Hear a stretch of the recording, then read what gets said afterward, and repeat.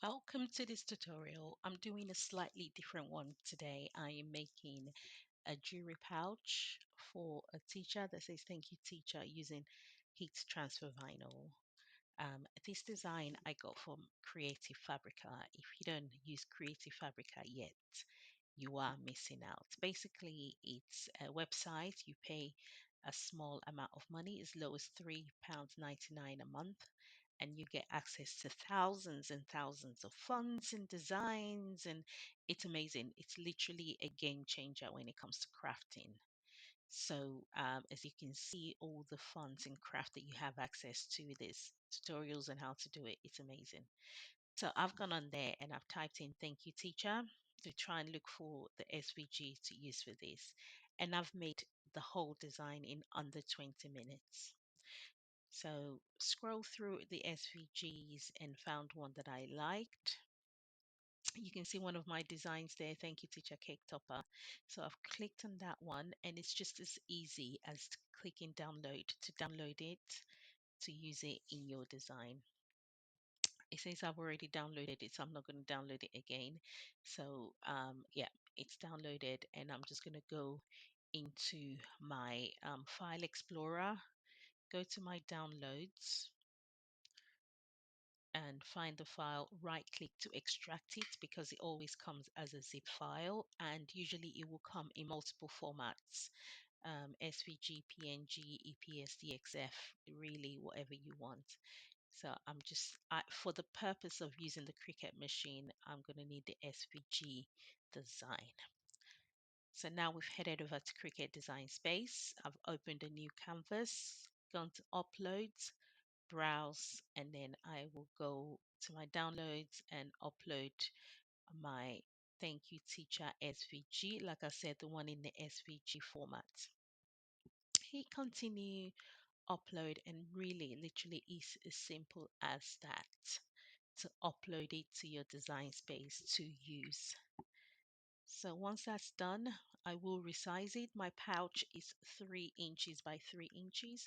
So I'm just going to make the design just under 3 inches for the pouch so that it covers the whole patch. When you go to click make, it prompts you and remind you to save. So I have saved it as thank you teacher pouch. You can save it as whatever you want. Now, one thing to be careful of when you have these SVGs is sometimes they come ungrouped. And as you can see, when you go to make it, all the letters all scattered. So I'm going to click come out of that. And then I'm going to combine and weld it together. So you can either weld or attach, and it will come as the format you want it all together on your canvas ready to make.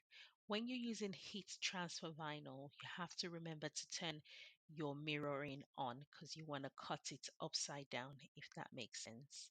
So I have, turned the mirror on to make it, as you can see. And now I just need to go and select my cutting settings on on my machine. So I'm just turning on my machine, waiting for that to come on. Okay, so my base material is a non-Cricut heat transfer vinyl, but if you click browse all materials, there are plenty of vinyls and materials there for you to choose from. I've tested this one before and I know this is the setting that works for it, so that's what I'm going to use. Okay, so here's my vinyl. The shiny side always down for each transfer vinyl. Like I said, you want to cut it upside down.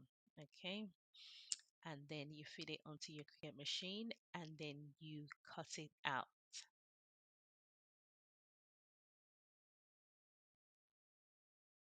This really is a very quick way to do it. So my design is cut out. I like to use my X-Acto knife or a blade to just cut on the mat before I take it out so that it's cut to the design, and that kind of preserves your heat transfer vinyl as well. Um, you're not wasting all of them, and then you're only weeding the parts that you're going to use. So here's the weeding part, the fun part. This vinyl is actually quite easy to weed, to be honest. And I know this design contains a lot of intricate details, but it wasn't too bad to weed out. It didn't take very long at all.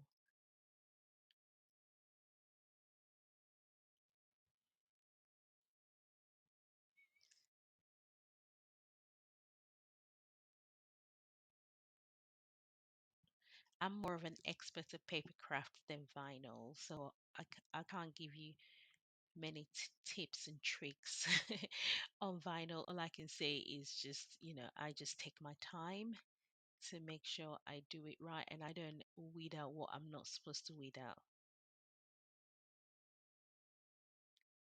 Okay, so just making sure everything's done. So that's all weeded out. So here's my Cricut mini press that I need for my design, my vinyl cutout, and my jewelry pouch. So now I've preheat my mini heat press, and then I preheat the jewelry pouch, and then I just place my design on it. Just make sure it's nice and aligned, and then I just press my mini press on it. The thing with vinyl is that you just need to check whether it's a hot peel or a cold peel. I couldn't quite remember which one this one is. I usually leave it like 10 seconds at a time to make sure it sticks well.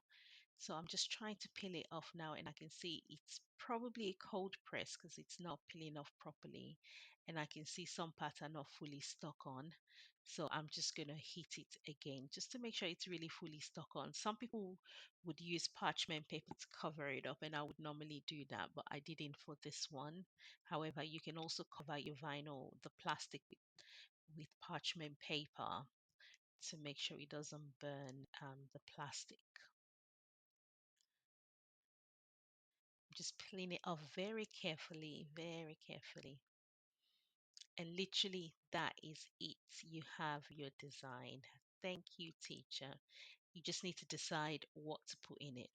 So I had a pair of earrings that I thought would be really nice for our teacher. So I'm just going to put that inside it. And yeah, you have your very easy personalized teacher's gift ready to go. So I'm going to link below the link to the design to where I got all my materials. I hope you like it. Please subscribe. Thank you.